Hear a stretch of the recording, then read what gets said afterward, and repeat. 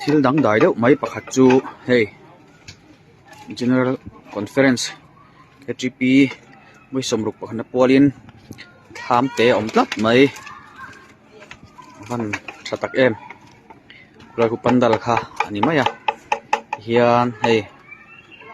tham lo saut mai hi chu siaden tlak to ani lom ngai lo a voi khatna KTP general conference om thira ta voi khatna ani ngei arin om hian tham te lo sa thap maya hei nam thak te nen tal khuang te polo oma kutilai ku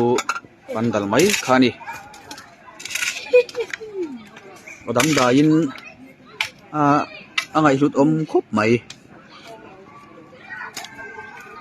I want this to be my house. Yes, sir. KTP general conference hi sai tol te hian I'm sleeping. ain buat sa ina hi ana mai lawani hi sale tharawa po ain buat sa ina sa he ni ti alam chiang ani hian solama son so lei ka pui sei tak zau tak om boka thanga khuan pakhat an sale boka chuan hei thlam po achung di thlapin an sa ni